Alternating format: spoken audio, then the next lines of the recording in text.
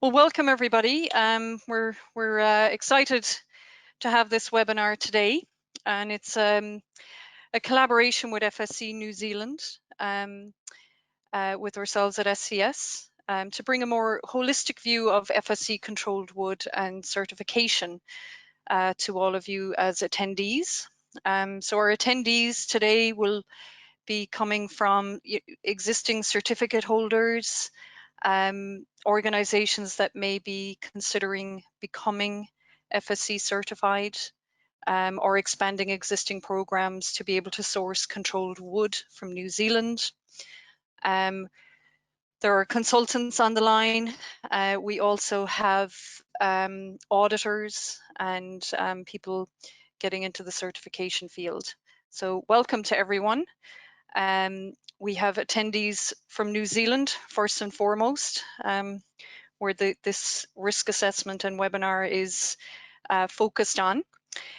We also have folks on here from Australia and also from India and Malaysia, Japan, the US and Canada. So I feel like it's good morning, good evening, good afternoon and good night to everybody across all of these regions. Okay.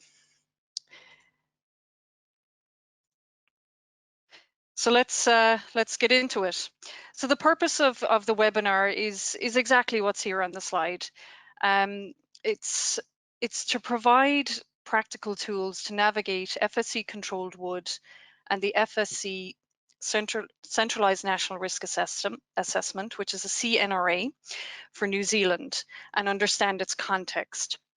So what we'll go through as part of this presentation and webinar is an overview of the controlled wood risk assessment framework, the specifics for the New Zealand context. We're going to talk about specified risk in New Zealand and the control measures per the National Risk Assessment. We're also going to look at it from an auditing perspective, and we'll finish off with a short panel discussion with questions and answers as well built in there. We've already had a few questions come through, so we'll tackle those. And this is a point to note with your everybody that's logged in. You have your dashboard that you should be able to see, and we have a questions box in the dashboard. It's one of the gray bars, so you'll be able to click on that and you can send in your question through by typing into that. It's not the chat box, it's the questions box. And yep, you can type your questions in there and we will look at those later on in the webinar. We will not be taking questions throughout, it'll just be at that part at the end. So as questions come up, please put them in there and we will get to them later on. If we run out of time or we need to research the full context of a question to provide you an accurate answer, we will park those questions for research offline if necessary. And after the webinar, each of you who have signed up as attendees, or there will be folks that signed up and have not been able to make the webinar today, you will receive a copy of the webinar. It'll be sent to all of you. And we'll also have a summary transcript of the questions and answers as well that will be sent out. Additionally, the webinar will be made available on the FSC New Zealand website, and we'll have it on the SCS Global Services website. And again, you'll also have that in your email inbox.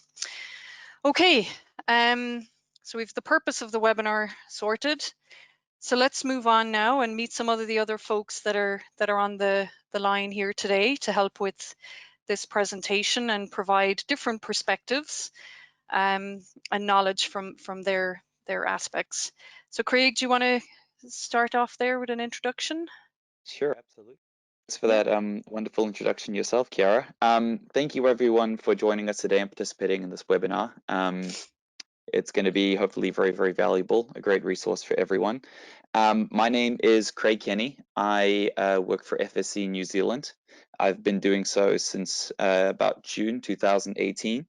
I work as the business development manager, but what that essentially means is I'm doing a bit of everything. I assist in standard development. I work really hard to try and connect people, either business to business or business to customer, solve disputes, resolve issues, promote the system, and work with lots of wonderful people to put webinars like this together so we can help inform everyone who's part of our system. Yeah, thanks. Great, thanks very much, Craig. Kevin, I think I've unmuted you. I should be well used to this at this stage, but yep, go ahead. Hi, I'm Kevin O'Grady. I'm from Pinnacle Quality, which is based in Melbourne, New Zealand, and I'm a quality assurance and FSC specialist, sustainability specialist. I've had a long history with FSC, working with the pesticides working group, and also I was on the technical working group that actually developed the new controlled wood standard that came up with this concept of a national risk assessment. With respect to New Zealand, I worked as a consultant in helping to draft the national risk assessment, which was quite a long, drawn-out process. And I've also done some work on basically helping clients meet the requirements of these standards and other standards. So I'm here as a sort of a resource to answer your how-to questions. Thank you.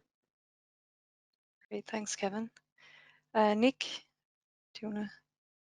Yes, good morning. Nick Capobianco. I'm the SCS Global Services Regional Affiliate, known to most existing certificate holders in Australia, at least those that work with SCS. I've been working with SCS for more than 10 years, and I'm the first point of contact when it comes to applying or scoping or having any questions with regard to process related to chain of custody certification, and I'm always here to help. Brilliant, thanks, Nick. And I'm Ciara McCarthy. I'm an SCS Global Services staff member. I'm the International Program Manager, and I've worked extensively with the FSC Controlled Wood Program across several regions of the globe. And I work as an auditor for chain of custody and for forest management. And my background is in forestry. And I've been with SCS for coming up on 3 years now, and work very closely with Nick here in Oceania. So, okay.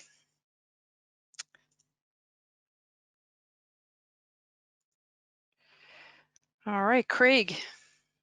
Yeah, so what is FSC controlled wood? It's a very, very good question. I'm going to try and sum it up in as simple terms as I can here so that it's simple to understand. But basically, it's a document designed to identify risks of forestry, so either harvesting or processing for any given country or geographical scope, and provide examples of control measures to help mitigate those risks. Now, the controlled wood system exists for a number of reasons. Amongst those reasons is, as I just described, risk mitigation techniques to try and reduce the risk of illegal, controversial, harmful timber entering the marketplace, providing a reliable and consistent entry point to the supply chain for forest managers and processors that essentially cannot feasibly acquire full FSC certification, because full FSC certification is quite it's quite a heavy process. And also to assist in supplementing FSC supply chains in the market, which is it's a big part of what makes so many FSC products possible. It's furthermore, it's something that's really only to be considered an input material, never something that's really promoted in the final product. So for example, you'll see if any FSC certified products that consist of controlled wood inputs are typically labeled as FSC mixed, either credit, percentage, or just FSC mixed. You can see the logo on the screen right there. So what it does is it looks at 5 categories. Those categories include, you can see them on the screen right there, illegally harvested wood, whether or not that's occurring in a country or geographical scope, wood harvested in violation of traditional and human rights. So for example, forced or child labor without free, prior and informed consent, wood harvested in forests with high conservation HCVs. The controlled wood standard breaks HCVs down into 6 categories: species, landscape level ecosystems and mosaics, ecosystems and habitats, ecosystem services, community needs, culture and cultural values. It also looks into wood harvested in forests being converted to plantations or for non-forest use, and wood harvested which with genetically modified trees are planted from. So essentially what you're trying to do is mitigate the risk of any of these instances occurring throughout your harvesting or processing systems. And yeah, basically controlled wood is a document that's assessed all of those things and had a look at some of the risks. Thank you very much. Craig, thanks, Craig. I'll just pop it onto the next slide here. Okay. All right, so the reason for this webinar is the FSC New Zealand Centralised National Risk Assessment. Now, if you were like me when you went into the world of certification, you're wondering where and how all of these documents link together. So what we try to do here on this slide is talk about how the Centralised National Risk Assessment for New Zealand came into being. So basically, we have the global standard for FSC controlled wood. We call it the 40005. They all have codes. And that's what Craig was going through on the previous slide. Like the premise of that is not sourcing wood from the 5 controversial areas or sources that he's just gone through. So this standard is applied globally. But obviously there are regional and national differences in terms of landscape and different types of considerations. FSC also has what is called the FSC procedure on development and approval of the national risk assessments. So this is a framework that is used by each of the working groups for each region, that they assess all of the criteria and categories actually, I'm just going to mute somebody here. 1 second, pardon me. So all of these are assessed by a working group to this framework, to the standard, and what happens is you have the national risk assessment for a particular country in this instance, but they can be regional. Globally, there have been, I think it's between 62 and 65 national risk assessments that have been approved by FSC. And you can appreciate it's a massive body of work when you're working at these national levels. Several of the larger ones were approved in 2019. We had different iterations like drafts, company risk assessments, things like that were in existence prior to this point. But those have all gone away now with the approval of the Centralised National Risk Assessment for New Zealand, or you have the National Risk Assessment for Australia. Other ones that were approved as well at the back end of 2019 were Brazil, Vietnam, the US, Canada, and several others. These tended to be the larger ones to work on, where there was more specified risk, maybe in high conservation categories, or category 1 where it's illegally sourced timber. So you're getting into laws and regulations, which can be a big body of work when you're looking at certain countries. So here, what we're seeing on the slide is each of these points are not too dissimilar to what a certificate holder actually goes through for their own supply area. But the guiding document here, the framework, actually talks about how to assess these at a national scale. And this is what the working group has used. So firstly, it was the determination of the geographical scope, easy for New Zealand, it's the whole area. Then there's the information gathering.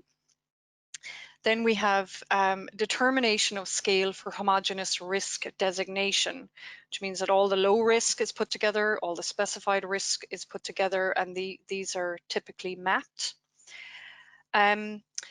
Designation of risk. So how does something go from being low risk to specified risk? Well, for each of the categories, 1 to 5, there are several indicators within each category. So for example, category 1 has 21 indicators within. There'll be things like health and safety, you know, duties and royalties are paid, and other regulatory requirements. Or for category 3, there are 6 indicators within. And the way it works is that there is a threshold for each one of these indicators, which if met means that the indicator is considered low risk. But if the information is not there in order to conclude low risk, then they are categorized as specified risk for that indicator. And indeed, the overall category would be considered specified risk in the national risk assessment. The NRA, or the National Risk Assessment for New Zealand, designates risk for one of these categories, which Craig will be going through shortly. And it also determines the establishment of control measures, which is a lot of the output from the working groups for each of the countries, put these control measures forward as part of this to help certificate holders to bring that risk, that specified risk, back to a low risk category, okay, or low risk designation, I should say. The last point on this slide here is there is a 6-month implementation period from approval. So this is both stated in the FSC controlled wood standard and also in the National Risk Assessment, and I believe it is in the development framework as well. So on the screen here, we can see that it is the 29th of August, 2019. The CNRA for New Zealand was approved, and a certificate holder has had 6 months from that point to align with the National Risk Assessment, which would have involved looking at the supply area, assessing if there is risk within the supply area, looking at the control measures that are available and implementing those. This is an important point for anyone sourcing from New Zealand, whether you're in the country or sourcing from another country. New Zealand did not have, was considered low risk prior to this point. So there is a shift in companies' due diligence systems and presenting some of that information or all of that information for any upcoming audits. So that's an important point to note, because the 1st of March is when companies should have implemented the requirements of the CNRA. So anyone coming up for audit will need to take note and ensure that they're aligning with the requirements of the standard in that regard.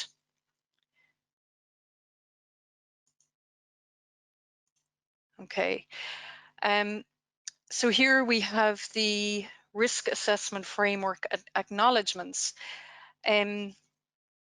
So it is a risk assessment framework. It is being applied across many countries and at a large scale. So it really depends on the best available data quality and availability, as it says on the slide, in order to make determinations for the types of risk if they do exist. So an example for New Zealand is the one type of risk that does exist is for priority 1 land environments. Because the data availability was not necessarily there in order to meet the threshold required by the framework in order to be low risk. So it was deemed specified risk. The scale of the assessment, again, it's large scale at a national level. And there may be some nuances or more granular information available from certificate holders and landowners. And this is the type of information that would be collected as part of your due diligence system, your collection of documentation and information and mapping in order to make your determination regarding risk and present that at audit when that comes up. The next point here is low risk versus no risk. So this is often, these two terms are kind of often interchanged, but it's not accurate. Low risk pertains to the 5 categories of controversial sources of controlled wood. So there has to be a low risk of sourcing from these areas, but no risk of mixing of products in the supply chain. Okay, so there's a difference there. There's sort of 2 different risk assessments, if you like. There's the 5 categories of controlled wood. That is the big risk assessment that the centralized national risk assessment for New Zealand deals with. But then there is also another implication for certificate holders. They must ensure that there is no risk of mixing of these products in the supply chain, where something could be coming in with specified risk and mixing with low risk materials. The low risk versus no risk, it's also, we must acknowledge as well that it's mitigating risk and not eliminating risk in terms of the 5 categories. Complexity in the supply chain. So the national risk assessment for New Zealand, or indeed any of the countries, they're designed in a way that can be used depending on location and either geographically or within the supply chain. So these are not a one-size-fits-all, and different approaches may be necessary depending on how far you are from the stump and what type of supply chain you have. Okay. All right. Craig, we'll head over to you to talk a little bit more about the final risk assessment for New Zealand when we got drilled down to that. So. Yeah, thanks for that, Chiara. Yeah, no worries. So yeah, basically you should be able to see in front of you the 5 categories, and we've discussed these a little bit now already. But essentially, if an indicator within these categories is not considered low risk, then it is determined to contain a specified risk. And in this case, a control measure must be followed in order to mitigate this risk. And I'll reiterate what Chiara said, that in terms of harvest, no such thing as no risk. There's only ever low risk. So you're just trying to mitigate as best you can. You can see for illegally harvested wood harvested in violation of traditional and human rights, wood in forests being converted to plantation for non-forest use, or for non-forest use, wood from forests with genetically modified trees are planted. It's all low risk. And when it comes to category 3, indicator 3.3, there was determined to be one specified risk. Do you mind going on to the next slide, please, Chiara? Oh, sorry. Yep, absolutely. Just because it'll be more helpful. There we go. To have that in front I of forgot. us. Yep. Cool. No, that's all right. So you can see in the final risk assessment for New Zealand, category 3.3, we did pick up on a specified risk, and that's for priority 1 land environment, not legally protected, and non-protected plantation and natural forests adjacent to these areas. Whoa, that's a lot of words. Okay, so I'm going to try and explain this in ways that I really understand it. So first of all, priority 1 land environments, what are those? There's actually quite a list of what can be considered a priority 1 land environment, but just there can be almost a common sense approach to what you might consider one. So think endangered or protected wildlife species, flora or fauna could be existing in a priority 1 land environment if that land environment is essential for their survival. Think a natural spring, water reservoirs, certain forms of rock formations, wetlands, things like that. Anything that would typically be considered protective, or native forest, native bush is another good example of it in New Zealand. And for the most part, those things are quite well mapped in New Zealand. But there are places where these things have not been mapped. And examples of that can include a plantation forest that has been in private ownership at a time when public forests in the area were being mapped. And so that private forest might not have been included in that mapping process. And so ultimately, we don't know if within that private land, for example, there could exist priority 1 land environments. So you can't necessarily say that there's a low risk harvesting in that area of not coming across any of these priority 1 land environments, because you just don't know. So that is, I hope that helps explain kind of how something like this can come about and what the needs are to include that specified risk. So when it comes to that, if you happen to be trying to harvest from a forest that isn't mapped for priority 1 land environments, or is even adjacent to a forest that hasn't been mapped for priority 1 land environments, you need to instigate control measures. So there's a couple of ways you can do that, and they're on screen right now. So thank you for that, Chiara. Yep.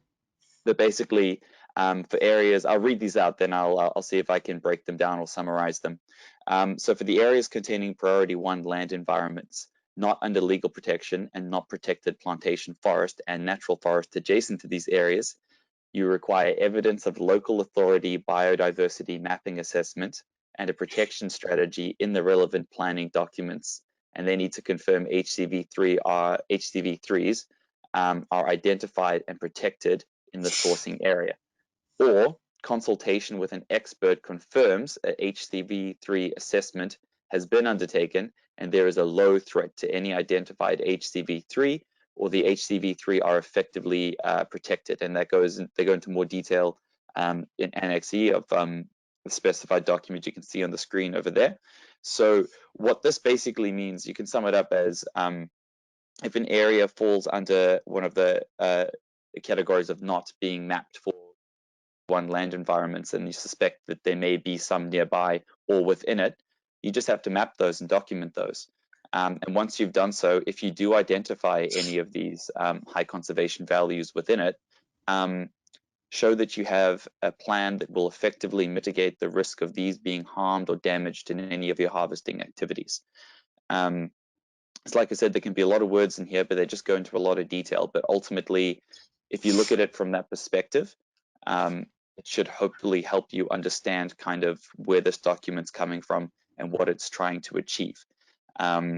Because, yeah, it would be obviously tragic if some of our precious HCVs were harmed in harvesting activities.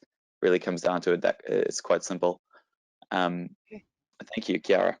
Yeah, great. Thanks, Craig. We're going to hand over to Kevin now. Kevin O'Grady, who was a member of the working group, introduced himself earlier on,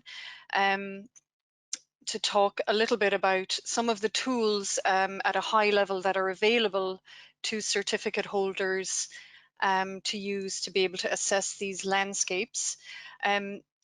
And we also, we do have a question about more specifics later on, and Kevin kindly has agreed to, talk through like an example for us. But I'm just going to give Kevin control here of the mouse. So Kevin, you can click on these links if you're, and I can help bring the browser up behind if necessary here. And also to everybody else on here, please feel free to put questions in the question box. If you weren't here at the beginning of the webinar, we have a question section on the dashboard. So pop the questions in there. There should be a few coming through at this stage, if you have any. And hello to the people joining from Mexico. That's pretty cool. So yeah, happy to answer your questions. Just pop them in there. All right, Kevin, let me assist here with getting this. Okay, so hopefully you can see the website here behind. A little reminder about where we're at as well. So is that good? Can you still use the mouse? I can, but can I go back to the, you've kind of dealt with what the National Risk Assessment is. We're looking at some of the resources. So if you could go back to the actual slide, and I'll Yep. talk over that. So some of them are down here, Kevin. They're actually on the All right. website here. If you wanna click on those, or I can go back to the slide, whichever you would prefer.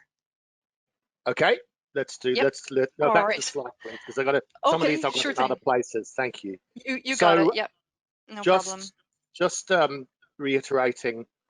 So what we've learned so far is that we've filtered down this process, which is meant to be a due diligence process, and found that there's really only one area, which is a high conservation value 3, which is rare, threatened and endangered ecosystems, where if there isn't enough information for us to base a protection strategy on, there's no, it's not into a national park, it's not a formally protected area, then we have to make inquiry. And we do that 2 ways. One is through publicly available information, and then the other one is through physical survey and possibly use of experts, getting a bit deeper into the woods, if you pardon the pun.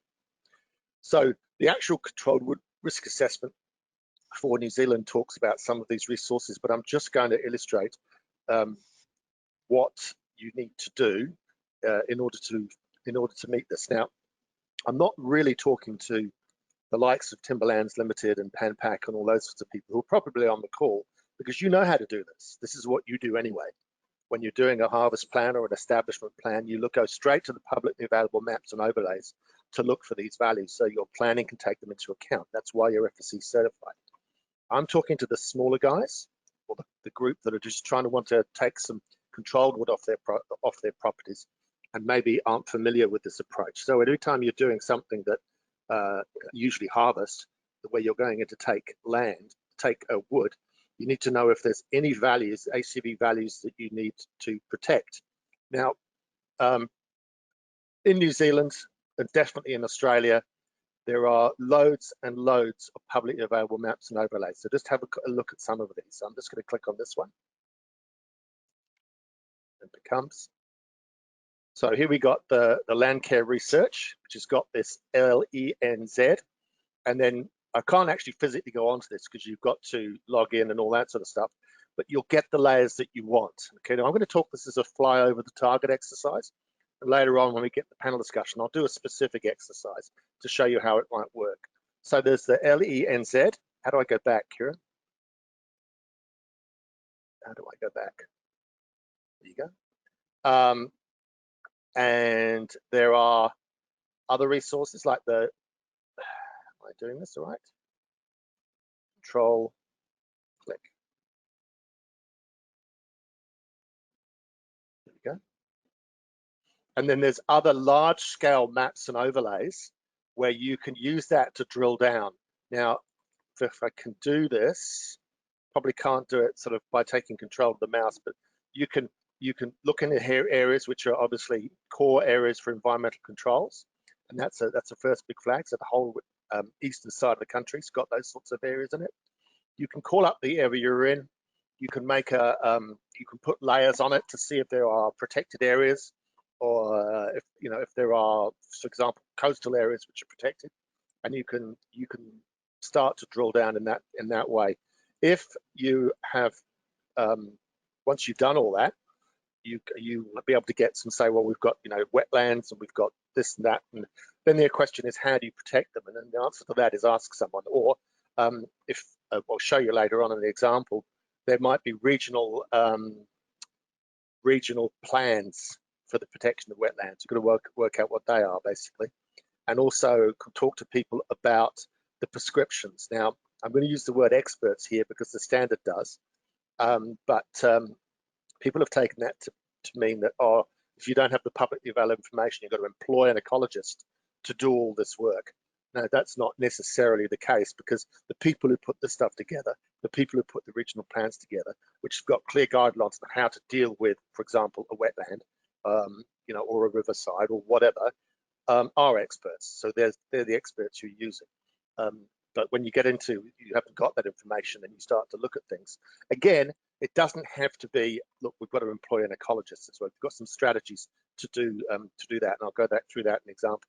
So just to end this bit here, publicly available maps and overlays are out there. It's just a case of learning how to use them, and we'll do a demonstration later on.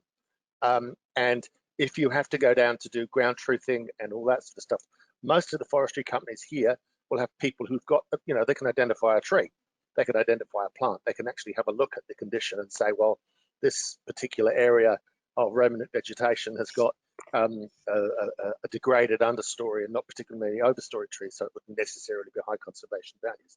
They can make those determinations using what I call rapid assessment tools. And I've developed personally my own business. I've developed that for use with clients. So again, we can look at that during the worked example. Super. Kira, do you want to take questions or do you want to leave it to later? Sure, we'll leave it to later because we'll get into this in a little bit more detail, Kevin, and we can kind of look at some more of these websites that that are useful tools to certificate holders. Sure. So yeah. Okay, so I will just put the presentation back up here. Thank you for that. And I think I need to swap that around so that you. Okay, all right. It's always good to know where to start looking for some of this information and see what can be actually looked at in-house. Yep. Just again, I'll put in the worked example, but if you don't know where to start, ask Doc. You know, say to them, well, this is what I'm trying to do in the area, or talk to the local environmental, like, you know, Environment Canterbury or whatever. Say, this is what I'm trying to do, and they'll guide you. Okay, Kevin, can you say who they are, just for folks that maybe are not in New Zealand and tuning in from other places? Government departments are the Department of Conservation, for example, or DOC, would have sort of information, and so you could go to that particular government department. Then there are regional environmental groups, and one of the particular ones which we'll deal with later on is Environment Canterbury, and they have a wealth of information. In fact, probably too much information. And so you can contact these people, say what you're trying to do, and they will guide you. Super. Good deal. Thank you for that, Kevin. We'll come back to you shortly, and we'll just now move to what does this look like in terms of auditing, if we put on our auditor glasses and look at it from that perspective, and what a certificate holder might need to think about coming into an audit. So firstly here we look at the control measures, and then my colleague Nick Capobianco will talk on the next slide about maybe a certificate holder starting off or expanding into FSC controlled wood, or indeed existing certificate holders, you know, what we look for in order to be able to scope each audit as we conduct annually. So here we're talking about auditing of the control measures. So Craig went through what the actual control measures are in accordance with the National Risk Assessment, and Kevin kindly went through some of the resources available there for each certificate holder or consultant or whoever is helping a company to put together their due diligence system to source controlled wood. From an auditing perspective, and as auditors, we are looking for evidence of conformance. So this is, we recognize, you know, the value of certification and the work that that goes into all of this behind the scenes within each and every organization. And yeah, okay, it's working properly now. Apologies for that. So some organizations will have a larger organization will have somebody dedicated to their certification and environmental management system. Of course, everybody that works there actually plays into this. However, there may be, you know, one dedicated person, or in smaller organizations, it could be part of somebody's duties and they have several other responsibilities as well. But the main thing I just wanted to get across here, it's with conformance, we're not trying to trick anybody. As an auditor, you're observing the system as it is and looking for that evidence that meets the requirements of the standard. Evidentiary threshold. So that's all part of that, where we will do documentation review. So for example, with the control measures here, we're seeing words like biodiversity mapping, which, you know, it may be available from public documentation, as Kevin spoke about, through local government authorities and regional offices. We also see words like plans, which is, you know, the documentation side of things. So what is the plan for that particular area? Is it something that has been, you know, developed in-house? Is it taken from some of these more publicly available documents? Why is it being applied that way? How are you documenting that? And actual evidence of implementation as well. So how that's being communicated to us as auditors, or to your suppliers or your sub-suppliers, to ensure that the control measures or the mitigation measures are implemented in order to bring the specified risk to low risk. I have a point up here about results of internal audits. So the standard actually calls for annual internal audits of your suppliers. So I just want to get that point across with you as when I'm saying you, it's a certificate holder, an organization. If you're conducting internal audits of your suppliers, well, you're asking them specific questions in order to meet the standard. So it might be, where is the wood being sourced from? So you're looking at your district of origin. Is there specified risk in that area? You know, did you communicate the control measures that are expected in that area? Do you have evidence of your suppliers implementing control measures on your behalf in that area? So these are the type of, you know, I think it is a checklist essentially. And if you are talking to several of your suppliers to gain that information annually, it's basically what you're doing is what an external auditor is then coming along, but you're just one link further back in the chain. So just think about it in that sense, where you have the documentation, who you spoke to, what day, all of that type of information to be able to present to your auditor for your controlled wood audit. You may have procedures or other documentation in-house as to, you know, why a particular control measure was selected. It could be based on the geographical area and the biodiversity plan that was available for that area, and this is what it called for.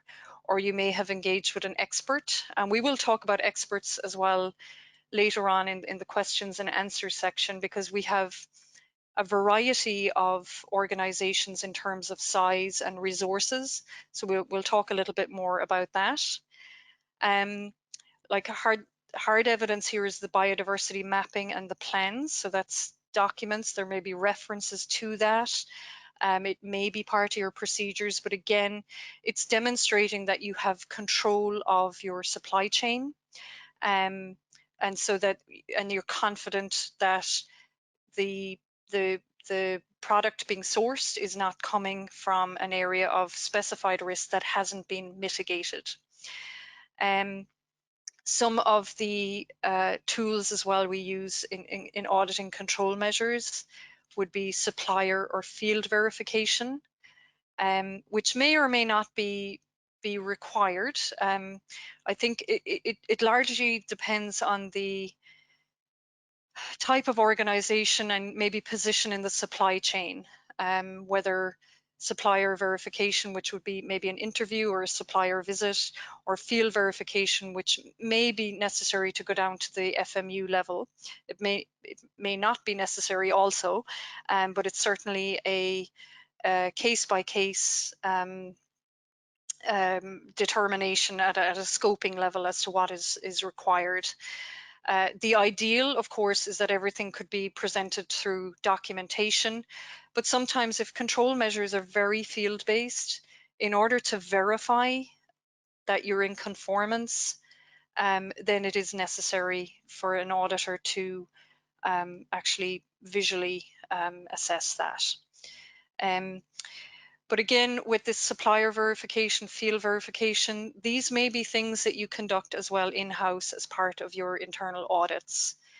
So it's kind of a internal auditor lens versus the external auditor lens. But the main part is being able to tell the full story of the organization. And having worked for a variety of forestry companies myself, I do know that like a lot of good work and there's a lot of knowledge and a lot of good endeavors in-house, and sometimes we're just not good at telling that story or documenting it, or letting auditors know the full picture as well. So sometimes in audits, questions come up several times in different ways, and again, it's that looking for evidence of conformance and not trying to trip anybody up. So next, I'm going to hand over to my colleague Nick Capobianco, who will talk a little bit more about the scoping and types of things coming into a controlled wood audit that a certificate holder or potential certificate holder may need to think of or think about. So Nick, are you? Okay, thank you, Kira. Yeah, no worries. So now, having learned a bit about what controlled wood is and the resources and the tools available to assist you in understanding your controlled wood program, we would typically help you and assist you with preparing for audit. So in order to be certified as a chain of custody certificate holder against controlled wood standards, we need to actually audit you against 3 standards. The first is 40004 version 3, which is the chain of custody standard, and that describes the management system and traceability requirements for chain of custody. We still need to audit against the trademark standard 50001 version 2, which has description of trademark rules and some important conditions related to controlled wood and what you can and what you can't sell and claim. And thirdly, we will audit you against the chain of custody standard 40005 version 3.1, which describes the requirements for the FSC due diligence system to avoid material from unacceptable sources. Of course, there are other standards that may be applicable if you source reclaimed fibre or have a multiple site certificate. But sticking with the controlled wood, before each controlled wood audit, we will reach out to our certificate holders to collect information to determine the scope of the assessment. And typically, certificate holders will have a documented due diligence system and a public summary that describes certain information. And the type of information that we're looking for is information about the tree species and the geographic area where the trees are harvested. This is important, as you know, in the context of the National Risk Assessment, and the FSC calls this the supply area. The supply area is important because it allows us to determine the applicable National Risk Assessment of the forest area if you're a client applying for controlled wood with multiple supply areas. Of course, today we're talking about the context of the New Zealand National Risk Assessment. And so that current version is version 1, effective from August 2019. So when we have a look at the New Zealand Centralised National Risk Assessment, and we find that supply areas of our applicants are in areas that are identified as priority 1 land environments, well, then they have specified risk for HCV3, and they need to implement control measures to mitigate those risks. If the supply area is outside priority 1, then the supply area is designated as low risk, and the assessment is a lot simpler. It's also worth noting that we also look for information about the supply chain. So there is a due diligence at the supply area, being the forest, which was what we've spoken about so far. And then there's also a due diligence in the supply chain. So take, for example, if you have a company that sources and sells wood chip, they buy logs from the forest suppliers and they chip it and they export that wood chip. But then they supplement their supply of wood chip through a third-party sawmill, a sawmill that makes lumber and then sells their wood chip through to the applicant. In this case, the applicant needs to look at the risks of mixing to rule out any areas that are not within their current controlled wood program, and determine what, if any, measures are necessary to ensure that there's no mixing of controlled material and uncontrolled material. So that information is also important.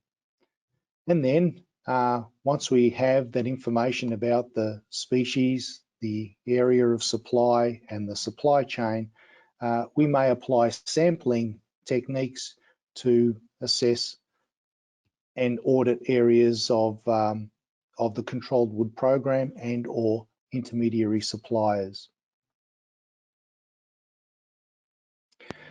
Great. And lastly, it's worth stating that for initial evaluation audits and for re-evaluation audits for certificate holders with controlled wood, if they are sourcing material from areas of specified risk, then the certifying body is required to conduct a stakeholder consultation. Kira will speak more about the details of the stakeholder consultation, but it's really important that we collect information from the applicant, being their documented due diligence system and a public summary that outlines information about the organisation and their procedures for complaint and their risk summary and you know, any engagement they've had with experts or stakeholders, so that we can put that out for public consultation at least 6 weeks prior to the audit. And I think that's probably a good segue back to you, Kira. Yeah, sure. Thanks, Nick. Thanks for going through all of the steps that are necessary for a certification body and auditors to understand the lay of the land with a particular organization or company who is trying to seek or continue with FSC controlled wood, so that we can get the logistics and all of that correct for the audit before we start out. But yeah, stakeholder engagement. So this is probably a new it's not a new concept, but a consideration, I would say, for certificate holders now in New Zealand. So as Nick said, if an organization is sourcing from an area of specified risk, then for evaluation, which is year 1 essentially, or re-evaluation, which would be year 5 when you're heading into your second cycle of the certificate, stakeholder consultation must be undertaken by this certification body. So that is by us. So Nick or SCS or other certification bodies out there would need to conduct this consultation. The length of the consultation is 6 weeks. So it's an important thing to note, particularly for evaluations, because sometimes with organizations, you know, there's a big conversation in-house before seeking certification. And once the lights are green and everybody wants to go, you just need to be aware of that 6 weeks before an auditor can actually get on site, particularly if there is specified risk. So the requirements prior to the 6-week consultation period is some of the documentation that we need. So it's the public summary, which gives a public summary of your due diligence system. So that will talk about where you're sourcing from, so the regions that are being sourced from. It will have contact details for a person or an avenue in the organization if somebody had comment.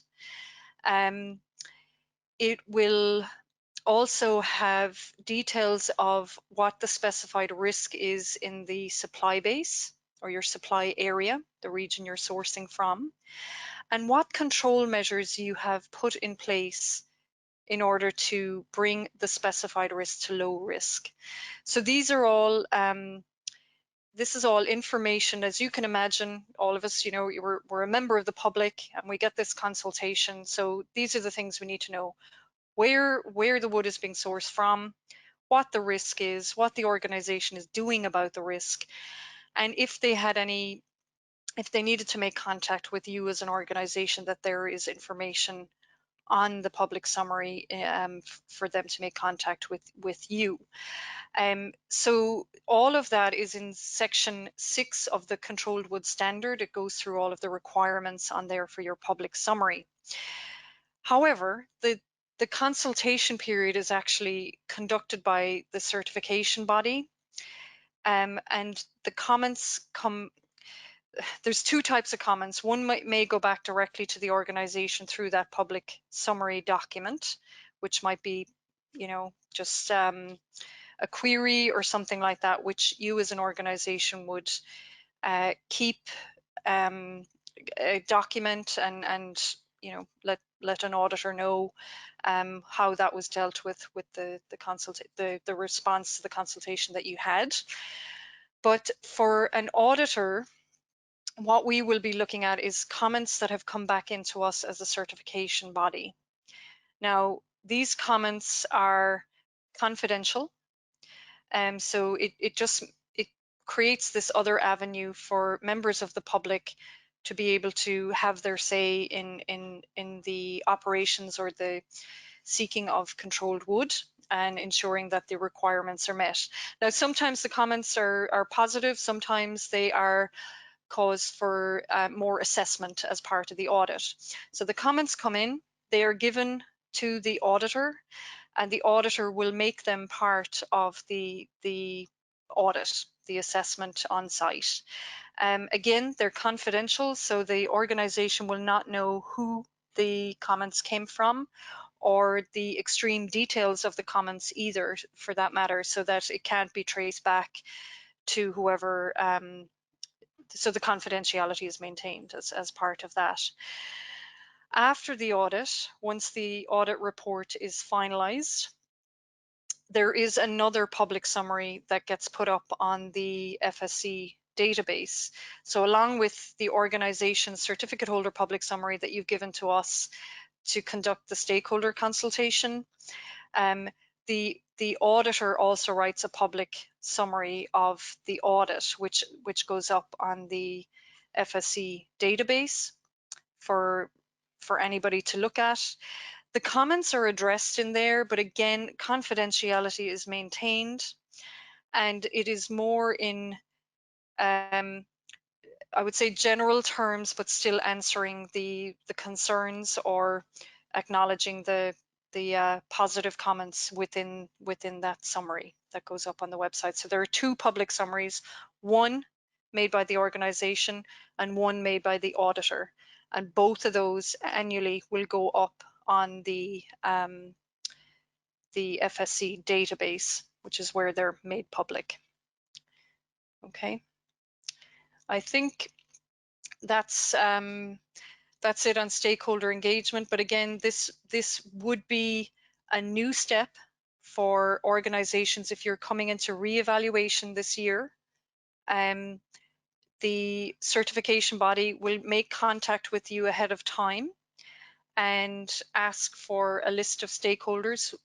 Certification bodies also have their master list, and there are certain stakeholders that are required to be on there, such as the FSC National Office, research and academic institutions, environmental NGOs, the economic forum. So all of the chambers of FSC are represented adequately on the stakeholder consultation list. So we at SCS, we keep a master list for particular regions. So if it's for New Zealand, we have our New Zealand list, and the public summary is sent out for comment through that list. We ask organizations for their list in addition, in case there is a new stakeholder or new contacts within organizations that we need to additionally add to our master stakeholder list. Okay. All right, so that's stakeholder engagement. Again, reminder, put some questions in the questions box. We're coming into our panel discussion right now. I'm going to move the slide forward here, and just a reminder, so we have Kevin O'Grady, who is a working group member for the development of the Centralised National Risk Assessment for New Zealand. We have Craig Kenny on here, who's FSC New Zealand staff member. We have Nick Capabianco, who's the regional affiliate for SCS Global for Oceania, and myself. So please start adding some questions in here. And Kevin, we're going to I'm just going to hand the control back over to yourself. Let me unmute you there, and we'll just start doing a working example of how to find some information to deal with the specified risk in particular areas.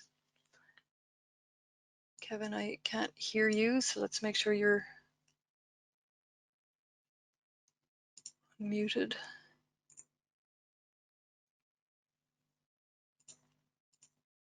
Okay, I'm unmuted now. Oh, good. Well, I suppose let's frame the question that has come in. Craig, I believe you got this question, and it was from a smallholder, and they wondered how do they deal with specified risk in New Zealand and be successful at certification without having maybe all of the financial resources to use external consultants or experts, and how would they start and actually ascertain whether there is specified risk and still be able to participate in the FSC controlled wood program. I mean, the one of the goals of FSC controlled wood was to allow access to market for smaller landowners in order to be able to sell FSC products. So Kevin, I will hand over to you. Put my slide up, thanks. You want me to go back to that slide, or? No, the one with the one we had with the other information on it. That's the one. Keep going. See, I'll tell you what. Actually, on this tab here, Kevin, we have lens and all of the different. I clicked on each of them ahead of time. So if you want to take over from there, you can. That's going to make life difficult. Hang on, I'll just dock that one. Okay. Right. So, can I draw? Okay, so I'm going to look at a fictional example, and I've got the XXX mill company in Whangarei. Okay, and I've chosen that absolutely because I did have a question like this from a company in Whangarei. And so the first thing to look at is those to see what's available nationally. And you've got the Docs General Map Viewer. And if you go to Whangarei, let's get up there.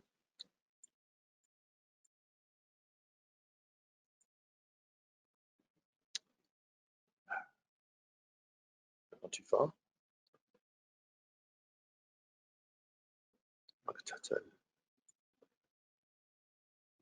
I can't really see very well here. And then I can add layers. So I can add marine biological areas, ecological districts, and sorry. Ecological districts, And so it'll start to tell me, so I've got some marine areas there, and I've got some ecological district boundaries here, and I've got some areas of green and what's going on in those. And just looking at this, excuse me,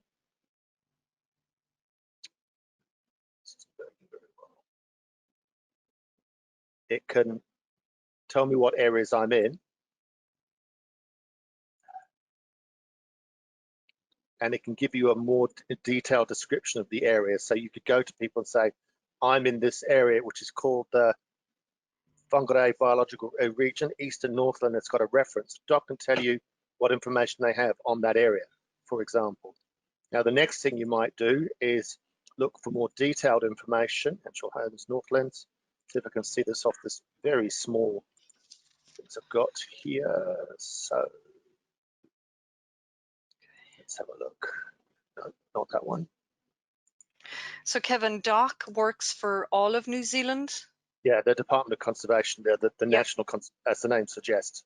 And usually people like them or Land Care Research are the first port of call for information. And so that would be a good first step, basically, okay. Ask them. And remember the specified risk is if that area hasn't been properly described. If it has been properly described, then you haven't really got a problem. So what would tend to happen is that larger areas where larger companies have already done that sort of survey work, but you might have maybe small remnant areas within your or wetlands or whatever, which maybe haven't been. So the next thing to do is to go to look for publicly available information. And in the Northland Regional Council, there's a protected area strategy. And lo and behold, those protected areas are not only there, but there's a plan on how to manage them. So you're starting to get down into whether I've got an issue and then how to manage it. Okay, so there's some more mapping there. Now I really can't make this out from this resolution that you're telling. I think you're getting the idea. And so to get to this, you were able to find where you were on the DOC map. There's a code or a regional identifier which will bring you then to some of these. In this case, we're looking at a protected natural area in Northland. That will bring you in closer. I Googled basically for publicly available data, ecosystem databases, and I got the DOC one, which is a national one, so you could have a look at that. There didn't seem to be much there, but this one's got a lot more detail on it. Said he, I can't read what's there, but there's in that legend, but that'll give you more detail of what's there. The point is there. And then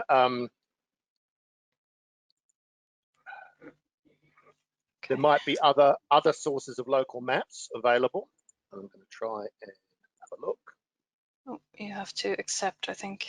Accept and close. No, the other one. Oh. And basically, I've gone to our environment and I'm looking at ecosystem services, habitats, for example. So we went habitats, ecosystem services.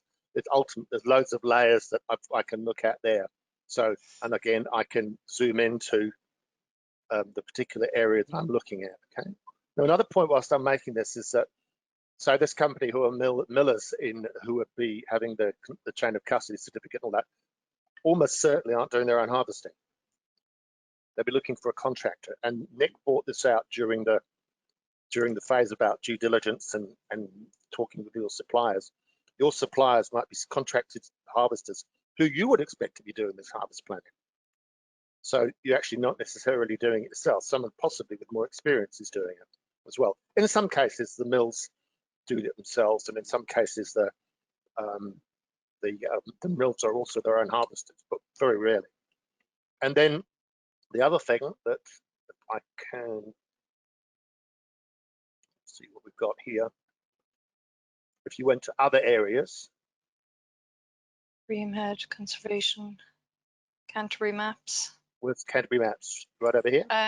No, to the right. So you were actually over it. Go to the right. Another one to next tab, that one. Okay, Click on that one. so Yep. looking at another area at random, this is Environment Canterbury, and I won't go into this because you've got to log in and to use the maps and overlays, but look at what information they've got there. It's tons and tons and tons of information. So you should be able to, you or your contractor should be able to put together in regards to the areas that you've got, big or small, and decide whether or not they're there or not, and then look at the ways in which you're going to protect those areas. And obviously, the main thing would be exclusions. You'd be operating exclusions, and you'd be trying not to cause disturbance to those areas during operations. And the other thing which complicates things a little bit is that in rare, threatened, and endangered ecosystems, you've often got rare, threatened, and endangered species, or indeed those species are proxies for why that ecosystem, let's say a wetland, which might have a particular bird on it, is in fact an important ecosystem. And so you've also got to look at the management of those species. And again, it's a case of looking at, I don't know, weta, for example, and not weta, what am I saying? Waka, bird, takahi, for example, which is a wading bird. And then there's bound to be lots of information on it about them, about the ecosystem, lots of experts who will tell you basically things like no site disturbing activities during the breeding season. And then that simply becomes your control measure. But just as a plug, I might put on, I just launched a YouTube channel with all this stuff talking about special values management and also stakeholder engagement and stakeholder tools, where I actually repeat all this stuff. So Pinnacle Quality YouTube is where it's just literally gone up last week. And so but I think the point is that you can drill down into that information. Now, going to the question is, what can I do? And I don't have a great deal of resources. Well, good news is that you probably don't necessarily need to have a great deal of resources. And a little bit of Googling, if I can find these guys, I think they're over here, doc maps. What's that? To the left of that. That one? Okay. Oh, actually, to the right of that, it's up there twice. The next tab right to the right. Yeah. Okay, so yeah. a little bit of Googling finds these guys, and they're all over the place: conservation trusts, field naturalists, etc.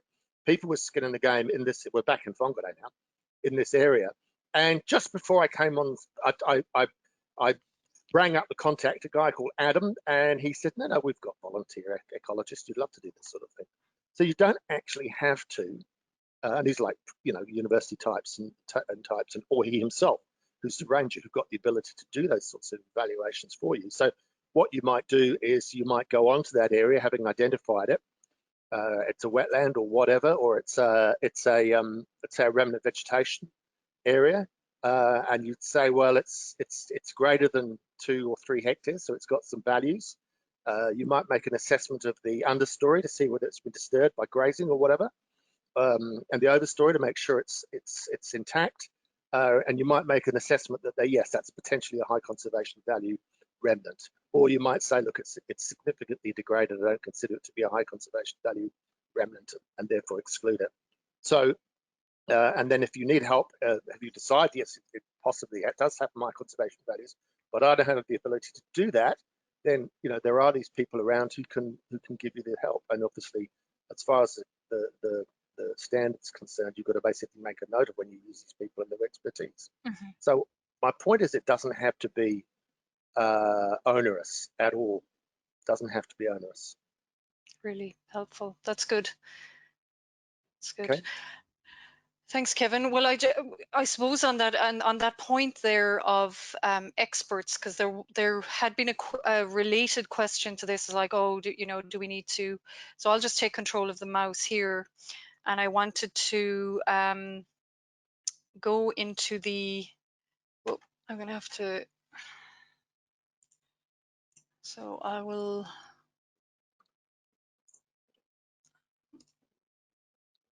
Now, okay. So in the controlled wood standard, we had some questions about the expert side of things, because there is that question out there about whether it is required. Is this person meant to be external to the process, or how can that how does that work? So Annex C of the FSC controlled wood standard, the 40005, talks about the minimum requirements for expert qualifications.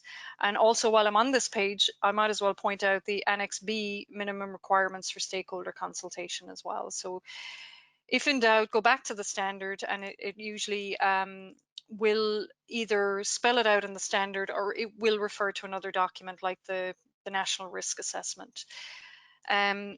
So I will head on down here. I like to use the documents live as well, so that people can see how they work. You know, so this again is the FSC controlled wood document. We have the minimum requirements for stakeholder consultation right there. And then we get into the minimum requirements for expert qualifications. So experts whose expertise is used in risk assessment processes or for the development of control measures shall meet the following minimum requirements. Now for New Zealand, we're talking about category 3. So we're going to skip on down here. Category 3. So A and B. Expert knowledge on the presence and distribution and/or threats to environmental values within the area under assessment, confirmed by conservation experience and education and/or relevant licenses, and expert knowledge of forest management practices within the area under assessment, assessed based on confirmed experience, education licenses in the relevant area. Now, this doesn't have to be the same person. Kevin, as you were pointing out there, we have all of these different resources available with a lot of expert contribution. And what I would say is to make sure that whatever documents and plans are used are the best practices at the time. They're the most current documents. And again, it's something that is put in as part of your information in your due diligence system as to where you got the information, what the control measures are, how they were implemented, who the experts were, and that. So, Craig, are you muted, or did you have anything to add, or Nick? Just want to make sure everybody is able to participate here. I've just been unmuted by you. I've got not much that I can really add on that. You've gone into quite a bit of detail, Chiara. Thank you. Yep. Okay. All right. I'd just add about the experts. It does seem a little bit scary, but when people who put those reports and things together, they are experts, of course, so you can cite them as experts. Here in Australia, we've got a very useful document called the High Conservation Value Guidelines, which is by FSC Australia, and it's how to actually deal with those. And there are a group of extremely good experts who put that together. And if I'm going to use that, I'm going to quote those guys as experts. So it's so that this it's not a case of going out and finding yourself someone who's exceptionally knowledgeable. It's about collecting the information from people with that knowledge, citing them as experts. Yep. And that's a good point to raise as well. We do have the a second webinar on Thursday for the Australian National Risk Assessment as well. I'm aware some people on this call may be organisations sourcing from both countries. Just looking here at the questions box really quickly. Somebody did ask, is the controlled wood audit a mandatory requirement for New Zealand? It is if you're sourcing if you're certified to FSC 40005, the controlled wood, and you're sourcing controlled wood from New Zealand. So yes, it would be mandatory in that case to be audited to the controlled wood standard.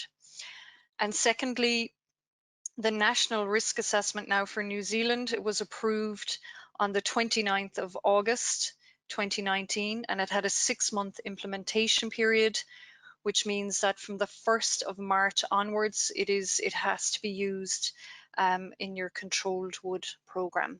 So hopefully that helps with that question. I have another question, Craig. You might need to do some numbers behind the scenes here, and it's how many certificate holders are selling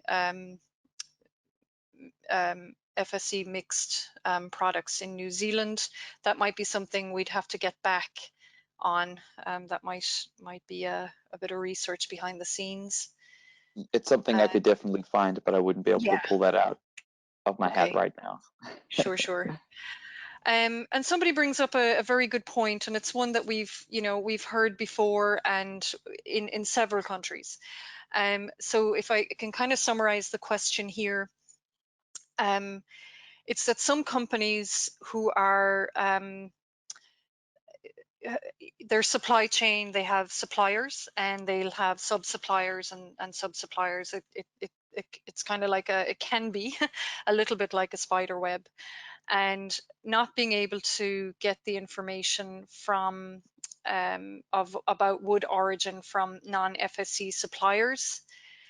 It is a difficult one, but unfortunately for the FSC controlled wood system, in order to determine specified risk, a company must know the district of origin of where that wood is coming from or likely to be coming from, what the logical supply radius is for particular mill locations, and act accordingly. Unfortunately, if there are suppliers that are not willing to provide information for a large portion of your supply area, it can't be controlled. It can't the specified risk or any risk in that area is not possible to see, and therefore the wood would not be would not qualify as FSC controlled wood. It's a difficult one. It is one that we see in several countries where there's concern about leapfrogging over certain suppliers. But again, it's down to understanding and knowing where the district of origin of that wood is coming from, and being able to provide confidence that any specified risk in that area is being adequately addressed and brought to low risk. Okay. And I mean, there's several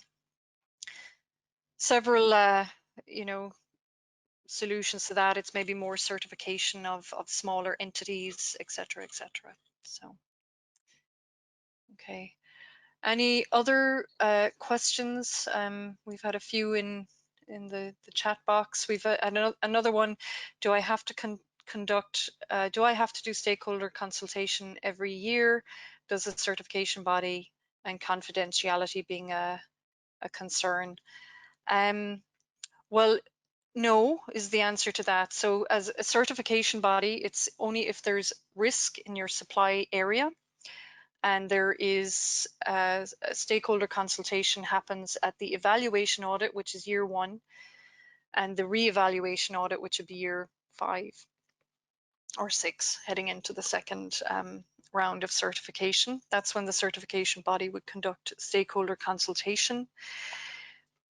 It may be necessary, it may be something that a certificate holder decides to do, is to do a stakeholder consultation on the effectiveness of mitigation measures. And that would be something that could be conducted by a certificate holder, but it's not, pardon me, it's not actually mandatory for the certificate holder to conduct under the CNRA for New Zealand. Can I just add something, Kira? Absolutely. It's a vexed area, the whole area of stakeholder consultation. And when we wrote the standard, and I was involved in 6 international meetings in writing the standard, the intent was to take verification checks away, as with us doing verification audits, or the certificate holder doing by physical verification audits, which is what required under the old Annex 2 approach. And also to mean that the stakeholder engagement doesn't have to be redone every year unless something changes. And so that's really where it is at the moment. And I personally am part of a sort of a group, certainly consulting, who try to train companies to do stakeholder engagement all the time, ongoing, through community engagement or whatever. And the other thing I'd suggest you do is that if you're doing this iterative approach, that you have the results of your first stakeholder assessment from year one, and then you add to it as you go. So to prove that this is how the stakeholder landscape is looking. But basically, there are techniques to do this thing, to do stakeholder engagement as business as usual, rather than stakeholder engagement campaigns done by rote every year, which are fraught with all sorts of difficulties. Unfortunately, the FSC environment, standards environment sometimes seems to expect that. Okay. Yep, good. We have another question here. Is the transfer system considered to be FSC controlled wood? So it's a good question. So you may be certified to FSC controlled wood, and you can use the transfer system if you're buying FSC controlled wood, but you're also selling it as controlled wood out the other side. So your inputs are FSC controlled wood and your outputs are FSC controlled wood, as long as it's not to an end user.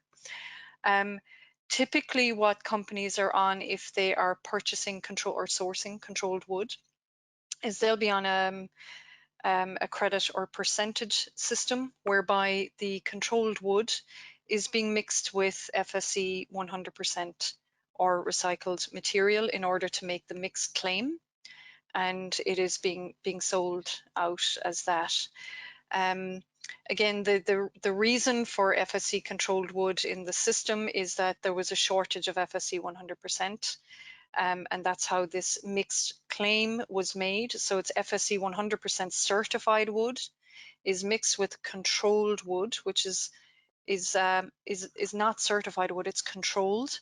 They're mixed together to make that mixed product, and that's when we see that mixed label on a lot of you know, printed material, etc. Yeah, anybody else want to add anything on that? Nick, do you want to? Let me just see if are you muted? Shouldn't be. Sorry, had trouble yeah, there you go, unmuting myself. Nick. Yeah, no problem, no problem. No, I think you've covered it. Okay, okay. All right, good. And we are 1 minute over, and there's one last question. If any, and just before I answer that, if anybody else has a questions or comments or anything like that, we'd love to hear from you. I'll put the end slide up here so that you can see the contact details there. Craig Kenny from FSC New Zealand. I would recommend reaching out if there's any other questions or comments or anything else you need. Craig is in a great position there to be able to respond to those, and we'll bring in resources as necessary. So the last question here is, are the standards based on risks only? The controlled wood standard, yes, it is a risk-based approach at a landscape level, and obviously that, you know, that is scalable depending on the size of the operation as well. But for more information on how the risk assessments work, the FSC framework on development and approval of FSC risk assessments, there's a vast amount of information in there for each of the categories, how the system works and how the assessments happen. And the number for that, if you're looking up the FSC database, the documents number is a procedure, PRO 60002. So they all have their codes. So with that, there are no other questions here in the box, and hopefully that is an indication that we've covered everything. If you think of anything afterwards, please feel free to give us an email or send us an email even. Craig, Nick, Kevin, if you've any parting words, let's do that now. And I'll jump in now if that's all right. Yeah, go ahead. Cool. Thanks a lot for that, Kiara. You really carried a lot of that, which is fantastic. Yeah, just to reiterate what Kiara said, feel free to reach out to me anytime. Part of what I do here is answering questions and queries, and I'm also very happy to pass questions on if I can't answer them myself. I have access to the wider FSC network, so contact with not just the rest of the teams throughout Asia Pacific, but also further abroad, Germany, America, basically all of the world. It's a global network, so we have access to a lot of information. So just because we can't answer it here necessarily doesn't mean we can't get your question answered eventually. Good. Brilliant. Thank you. Thanks, Craig. Thanks for putting this on. It's good. All right. Kevin, thanks a million for being part of this as well, bringing the working group perspective and showing a lot of those tools that are available. And as we discussed earlier on, we will be sending out the recording of this, and I want to say a cheat sheet, but the summary of the questions and answers with some of these resources listed on here as well. If anybody wants to get hold of me, Craig knows where I am. Right. Absolutely. Yeah. Yep. Okay. And Nick, any? Yeah, thanks for listening in, folks. For those that are our existing certificate holders and licensees, we have access to a number of documents, templates, public summaries, DDS checklists, and controlled wood manuals for our clients as a guidance. Feel free to reach out and ask for them as you're preparing for your next controlled wood audit. Great. Thanks, everyone. We'll call that a wrap, and we'll be in touch again soon. Please tune in on Thursday if you can for the Australian webinar. Thank you.